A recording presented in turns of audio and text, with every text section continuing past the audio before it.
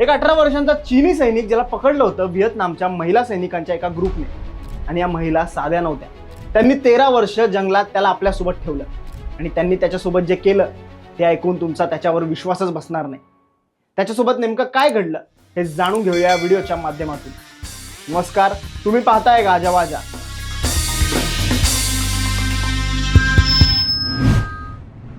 तर साल होतं 1979. आशियातील दोन शेजारी देश चीन आणि व्हिएतनाम यांच्यात सीमेवर युद्धाची ठिणगी पेटली होती. दोन्ही देशांमध्ये तणाव वाढलेला होता आणि चीनने व्हिएतनामला धडा शिकवायचं ठरवलं होतं. हे युद्ध जरी फक्त काही आठवड्यांचं असलं तरी त्या काळात हजारो सैनिक मारले गेले होते. सीमेलगतची जंगलं, डोंगराळ भाग आणि अरुंद वाटा मृत्यूने भरल्या होत्या. समोर शत्रूचा गोळीबार होता, पण नकळत मागच्या बाजूने होणारे अचानक हल्ले चीनी सैनिकांसाठी अधिक धोकादायक होते. तेव्हा चीनी फौज मोठ्या प्रमाणात नवे सैनिक भरती करत होती. अनेक तरुणांना फारसं ट्रेनिंग नव्हतं, त्यामुळे त्यांना थेट युद्धभूमीवर न पाठवता रसद पुरवठ्याचं काम दिलं जात होतं. जखमी सैनिकांना उचलणं, अन्न, औषध, इंधन आणि दारुगोळा पुढे नेणं ही कामं त्यांना दिली जायची. ही कामं बाहेरून सोपी वाटायची, पण प्रत्यक्षात ती जीवावर बेतणारी होती. कारण व्हिएतनामी गोरिला वुमन सोल्जर कधीच समोरून हल्ला करत नव्हत्या, त्या नेहमी मागूनच हल्ला करायच्या. या व्हिएतनामी महिला सैनिकांच्या कहाण्या पसरल्या होत्या. त्या अचानक जंगलातून बाहेर यायच्या, ताफे उद्ध्वस्त करायच्या आणि कुणालाही जिवंत सोडायच्या नाही, अशी चीनी सैनिकांमध्ये दहशत होती. शरण आलेल्या सैनिकांनाही दया मिळत नसे असं सांगितलं जायचं. ही भीती इतकी खोलवर रुजली होती की अनेक सैनिक त्यांचं नाव ऐकूनच हादरायचे. याच काळात चीनच्या युनान प्रांतातल्या एका छोट्याशा गावात हुआंग गानझोंग नावाचा 18 वर्षांचा तरुण राहत होता.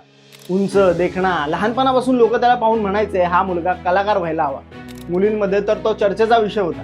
पण युद्ध सुरू झाल्यावर हुआंगने स्वतःहून सैन्यात जाण्याचा निर्णय घेतला. हुआंगला फ्रंटलाईनवर पाठवलं गेलं. तो मागच्या भागात काम करत होता, जखमींना उचलणं, सामान पोहोचवणं, ताफ्यांसोबत जंगलातून प्रवास करणं. पण एका रात्री सगळंच बदललं. अचानक त्याच्या युनिटवर हल्ला झाला. गोळीबार, स्फोट आणि आरडाओरड यामुळे सगळीकडे गोंधळ उडाला. हुआंग जीव वाचवण्यासाठी जंगलात पळाला. अंधार इतका दाट होता की दिशा कळेनाशी झाली. काही वेळातच तो थकून पडला आणि बेशुद्ध झाला. जेव्हा त्याला शुद्ध आली तेव्हा समोर दोन व्हिएतनामी महिला उभ्या होत्या. त्यांच्या हातात बंदुका होत्या. त्या व्हिएतनामी गोरिला वुमन सोल्जर्स होत्या, पण त्यांनी आपली युनिट सोडली होती.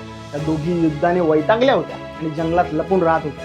त्यांना पहिल्यांदा बघून हुआंगला खात्री वाटली की हा आपला शेवटचा क्षण आहे. पण त्या दोघींच्या मनात त्याला मारणं नव्हतं, तर त्याला आपला गुलाम बनवणं होतं आणि त्याच्याकडून आपल्या गरजा पूर्ण करून घेणं होतं. हुआंगचे हात बांधून आणि त्याचे डोळे झाकून त्याला सोबत घेऊन गेल्या.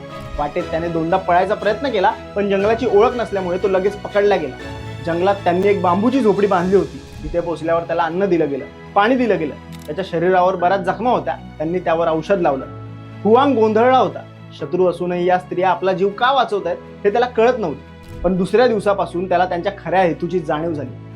त्या दोघींनी त्याला स्वतःसाठी ठेवून घेतलं होतं. त्या त्याच्याकडून सगळी कामं करून घ्यायच्या आणि त्याच्यावर लैंगिक अत्याचार सुद्धा करायच्या. त्याच्यावर 24 तास त्यांची पाळत होती. हुआंग त्यांना विरोध करायचा, पण त्याला मारलं जायचं. असं बरेच दिवस चाललं. त्यांच्या वागण्याला वैतागून हुआंगने पळून जाण्याचा प्लॅन बनवला आणि तो यशस्वी सुद्धा झाला. पण त्यांनी त्याचा पाठलाग केला तेव्हा तो त्यांना पुन्हा बेशुद्ध अवस्थेत सापडला. त्याला साप चावला होता म्हणून तो बेशुद्ध झाला होता.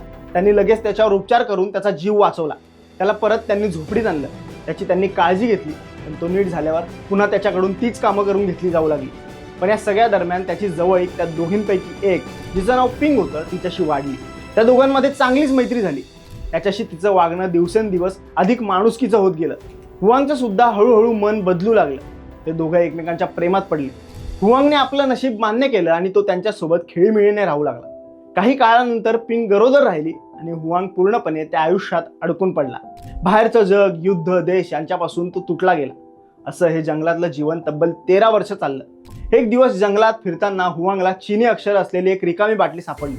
त्यावरून त्याला कळलं की सीमा फार दूर नाहीये आणि युद्ध संपलं असावं. त्याने आसपासच्या खुणा लक्षात ठेवल्या. रोज त्याला त्याच्या गावची, घरच्यांची आठवण येऊ लागली. इतक्या वर्षात त्याच्या घरच्यांना वाटलं होतं की त्याचा मृत्यू झालाय. हुआंगला हे जंगलातलं जगणं आता असह्य झालं होतं. त्या दोघींशी सुद्धा त्याची भांडणं होऊ लागली होती. मग एक दिवस अचानक तो गायब झाला. त्या दोघींनी त्याला शोधण्याचा प्रयत्न केला, पण तो सापडला नाही. हुआंगने जंगलातल्या दिशा लक्षात ठेवल्या होत्या. तो अनेक दिवस जंगलात भटकत राहिला. त्याने अनेक दिवस काहीच खाल्लं नव्हतं. तो कमजोर झाला होता, पण तो चालत राहिला. अखेर चीनच्या हद्दीत पोहोचल्यानंतर तो थांबला. तिथे त्याला काही लोक भेटली. त्यांनी त्याला मदत केली. जेव्हा तो स्वतःच्या गावात परतला तेव्हा त्याला बघून लोकांना धक्काच बसला. सगळ्यांना वाटत होतं की हुआंग युद्धात मारला गेलाय, पण तब्बल 13 वर्षांनी तो गावात परतला होता. त्याने आपल्या कुटुंबाला आणि अधिकाऱ्यांना सगळी हकीकत सांगितली. त्याचं आयुष्य पुन्हा सुरू झालं, पण तो कधीच पूर्वीसारखा राहिला नाही. तो नेहमी शांत आणि उदास असायचा. पिंग आणि जंगलात जन्मलेल्या मुलांची आठवण त्याला सतत सतवायची.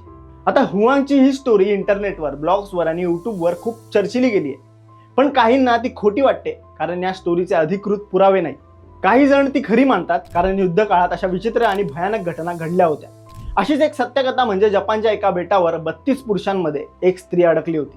पण तिच्यासोबत जे त्या बेटावर झालं ते जाणून घेण्यासाठी तुम्ही आय बटनवर क्लिक करा आणि ती व्हिडिओ पहा. पण हुआंगच्या कथेचे ठोस पुरावे, लष्करी नोंदी किंवा खात्रीशीर कागदपत्र आजपर्यंत सापडलेले नाही, कारण त्या घटनेच्या बऱ्याच वर्षानंतर ही स्टोरी प्रसिद्ध झाली. त्यामुळे लोक हिला लोककथा किंवा अर्बन लेजंड मानतात. तुम्हाला ही गोष्ट कशी वाटली आम्हाला कमेंट्समध्ये नक्की सांगा. आणि अशाच रंजक गोष्टी जाणून घेण्यासाठी गाजावाजाला लाईक, शेअर, फॉलो आणि सबस्क्राईब करायला विसरू नका.